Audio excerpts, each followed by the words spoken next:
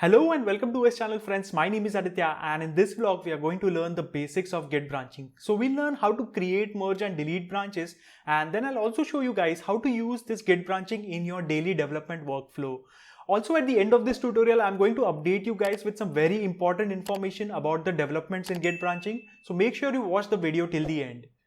And now let's first start with understanding why do we need these Git branches or how we can actually utilize them, right? So when organizations actually develop their applications, they usually have this production environment where they keep their most stable code, and only the code that is thoroughly tested is actually merged into production, right? So we usually have this development environment where usually developers push all their changes, new features and hot fixes, and then they are tested thoroughly on the development servers, and if they are happy with the stability, they are usually merged in the production environment. So think of this production environment as basically our master branch, and we are not going to merge all the commits directly into this master branch. So we'll actually create a new branch called the dev branch, and this will act as a development environment where actually developers will push all their changes or commits. But there is one small problem with this approach. Now this may benefit your reality, but my new one, not so much.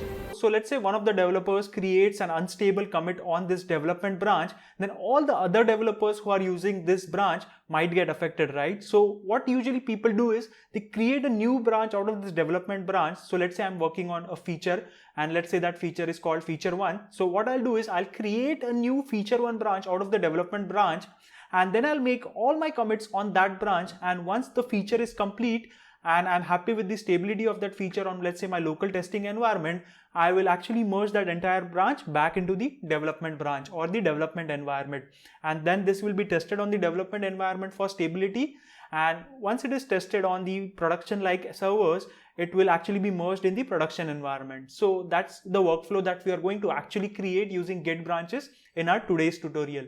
So let's actually go ahead and first create our new branch. But before that, you need to know what all branches are currently present in your current repository, right? And to do that, you have to type the command git branch and hit enter. And in this repository, we have just one branch, which is the master branch, and the star here indicates that we are on that branch. By the way, I'm using this repository from our previous tutorial about basic Git commands. So if you are just starting out with Git, make sure you check out that tutorial as well.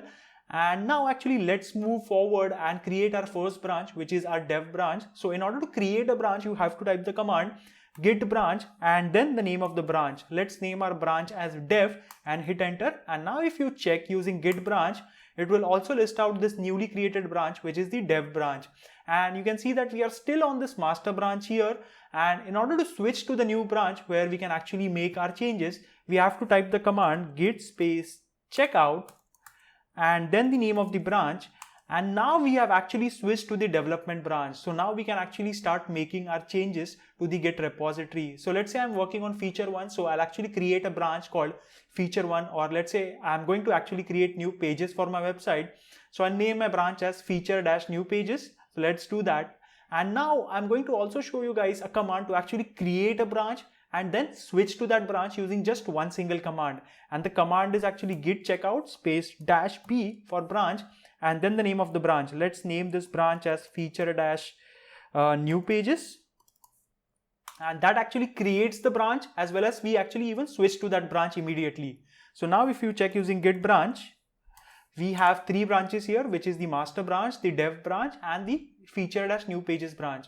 So this branch also has all the commits from the dev branch. So if you check using git log, you can see we have all the commits from the dev branch, right? So we are actually going to go ahead and create two new commits. So I'll just quickly go ahead and add two new HTML pages and commit them separately real quick.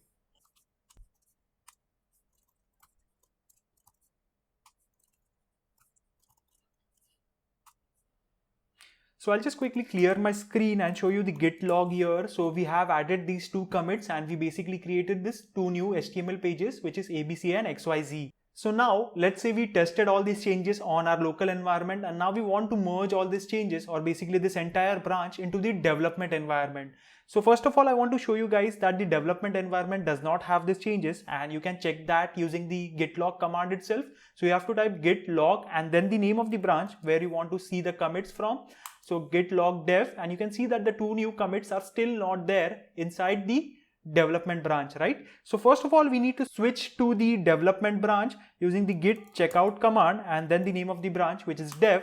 And now you can see there are no pages called abc.html and xyz.html inside this branch, right? So as soon as I actually merge the changes from the feature-new pages branch, these two pages will quickly appear in this column here. So in order to merge the changes, you have to type the command git merge and then the name of the branch, which is feature-new pages, and hit enter. And now you can see this abc.html and xyz.html have got created, and even in the git log we can see that these two new commits have appeared from our feature-new pages branch. So similarly, we can also go to the master branch and merge those changes also in the master branch once we are happy with the stability of this code inside our development servers. Usually what happens is the master branch and the development branch are considered as the permanent branches. So usually people will use these branches to branch out from, and the other branches, like for example the feature branch that we just created, is considered as a temporary branch. So once the work is over, it is a good habit to actually get rid of that branch. So we need to actually delete that branch. So let's say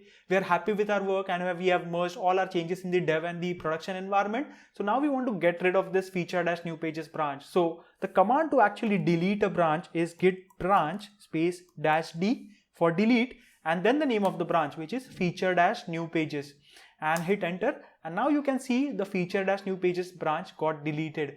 There's actually one more way to delete branches, and I'm going to show you that while checking out into the master branch.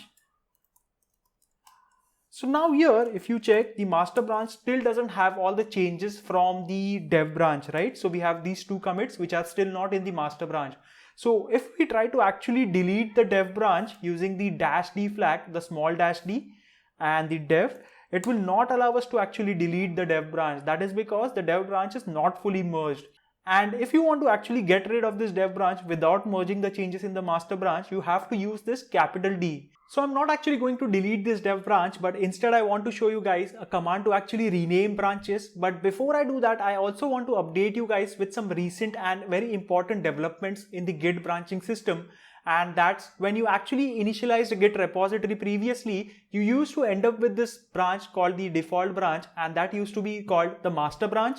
And now the Git community is actually moving away from the name master because of the negative connotation this word carries. And a lot of open source projects are actually going away from this master slave naming terminology. So the new name that is going to be adopted for this default branch is going to be called main. And I think you should start using this in your new repositories that you create. So here I'm actually going to show you guys how to create or initialize a repository with the default branch name as main. But before that, let's actually go ahead and rename our current master branch to main. So in order to do that, first we have to write git branch and then -m flag, which actually represents move, and then the name of the old branch, which is master, and then the name of the new branch, which is main. So that actually will rename our master branch. And now if you check using git branch command, you can see that the main branch is now here and we don't have the master branch anymore.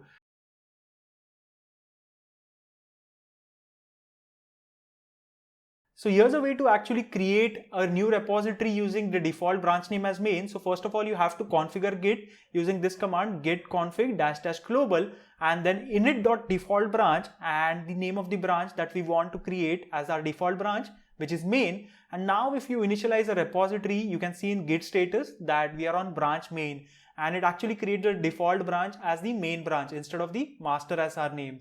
So that's all for this video, guys. In the next vlog, we are going to learn how to contribute to open source project and what are the terms origin and upstream. So that's all for this video, guys. If you liked my video, do hit the like button and subscribe to his channel for more such interesting videos.